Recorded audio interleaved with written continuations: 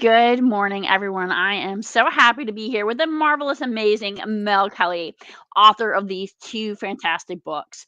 So, top tips for dating disasters kind of led us to where we are today.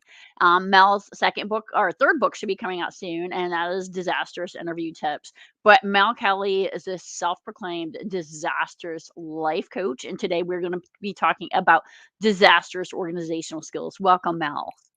Thank you so much, Amy, and it's an honor and a privilege to be here with the amazing Amy Hamilton, the amazing author of two amazing books, The Consummate Communicator and, of course, The Project Manager. So I'm looking forward to today's session and, yeah, sharing some more terrible advice and helping you as well add disasters to your life.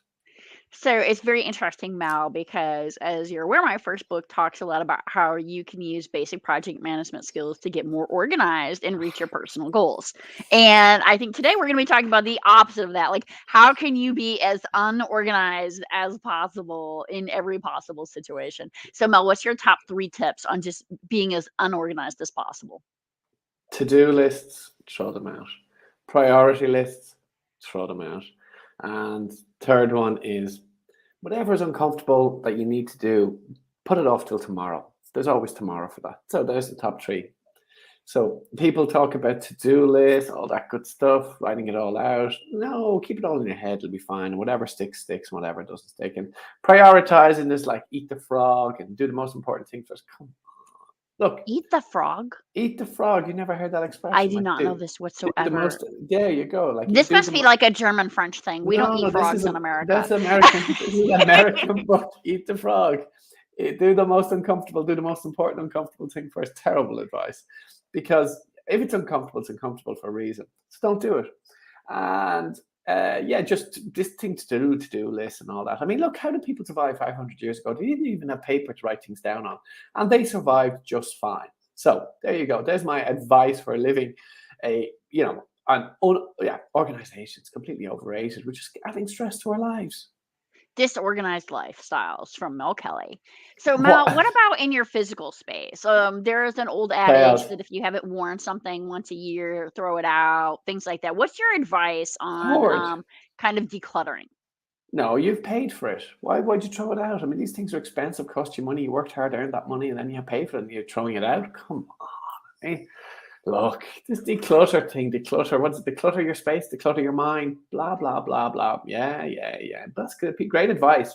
These people didn't pay for those things that you had to buy. So, I mean, yeah, get storage if you need it. Absolutely. Why throw anything out? I mean, these items have memories. This is history. This is part of your living history. Why would you throw anything out? Come on. So you're What saying about like you? material things, but what about like you have kids and you I throw have them the out. like Throw little them finger out. paintings from when they were Uh, like 3 years old? well, what do you do is you keep the paintings, but you can throw the kids out. That's much easier, much better. the Okay, kid, the Mel, we're kid. gonna do bad parenting advice on one of these shows. This is not bad parenting, but we're gonna carry that over to another Yeah, get the show. kids out into the workforce as soon as possible and let them fend for themselves. They'll be fine. Yeah, just the namby-pamby approach we have of keeping them at home till they're 16 or 18. Come on. Like, people were working in coal mines when they were 12, 200 years ago. They were okay. So get them out working. Yeah, that's good. Yeah. But their paintings, you need to hoard those paintings because just in case they come home and you can show them that painting. You say, oh, remember that painting from when you were 3? So So then keep the as a parent, paintings, send you can launch the kids. yeah, you can pretend that you love your kids so much that you kept that painting from when they were 3 years old. We've seen it in the movies. We see how effective it is in the movie for convincing that kid, although they might feel neglected, abandoned, and all those terrible things and traumatized. But when the parent shows them that painting from when they were 3, they know the parent was So, thinking Mal, about I them have a all along. confession. There's one thing that I have a real hard time letting go of, and that's books. Like once I get like a physical copy of a book, I Oh, feel yeah. like Well, I I can't. understand that from my books. I understand that from my books, Yeah, of of course. Yeah, yeah, course, your books, right? But yeah. any books, yeah, I cannot. Okay. I just feel like there's something sacred about a book. Like I'll regift it or I'll like turn it into like a thrift store or used bookstore or something. But even if it's like old textbooks or something, like I feel like books are sort of sacred because it's like knowledge and wisdom are in those books. There's a lot of I knowledge mean, and not wisdom in your my books. Your books. books have My no books, there's a knowledge lot, or there's a wisdom. lot of knowledge and wisdom in my books. So But you know what? all books minus mine, No, minus no, mine. I Okay. will say this about your books though, Mel, and it, just like what sometimes we say, like even if nobody ever watches this, we're gonna do this because laughter is underrated, and it's such an important part of what we need to have a healthy spirit and a healthy soul. So the where you actually have some. I feel a TED talk coming on here. My goodness, I'm feeling empowered. Wow, I'm feeling the No, lift. but Well it's done, Amy. true. Yeah, Like good. definitely like where I remember when we first started this and I reread your first book and I read your second book Oh, and jeez. I was like, And, wow, and Mel is actually really funny. You know, like yeah, it was hard. So Mel, you wrote these books though. What's your advice for being organized for a book even? I'll get somebody else to do the writing.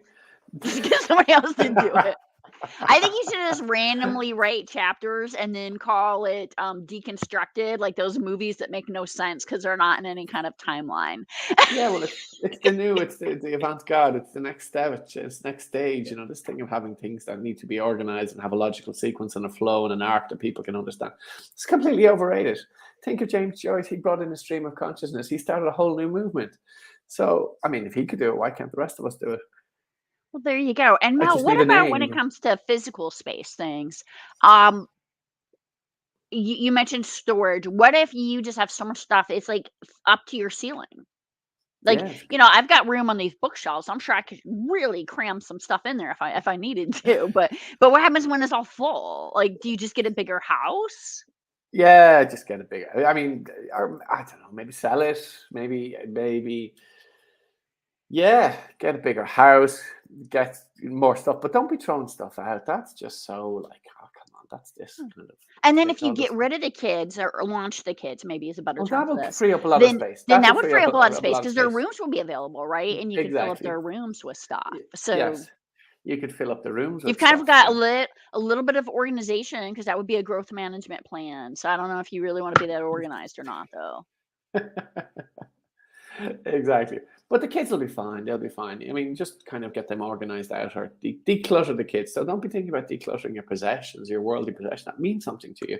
But just you can declutter the kids. They'll be fine. You know, so and you know, they may even come back and give you some money when you're older. So that's a nice little pension fund. But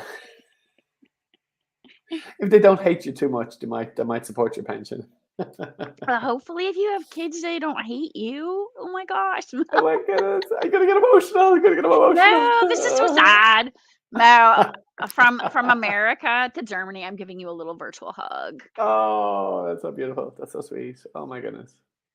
Great. Yeah. So, Mal, you give so much bad advice, It's and I from the really heart, though. do It's from the heart. appreciate It's it. from the heart. Yeah. So on our next show, we're going to be talking about disastrous cooking, and I feel like your organizational skills are really going to play into this because I remember watching an episode of Sex in the City, and the character Carrie Bradshaw, she actually didn't use her oven; she kept like shoes in the oven Okay. because she didn't have enough room for her shoe storage. So I feel like somehow these kind of themes tie together of don't be organized, store shoes in your oven, and then let's try to cook there. Yeah, exactly. So this Looking all works forward to it. together. So Well, looking worth forward to it. next week Let's with do you, that. Mel. It's been fantastic.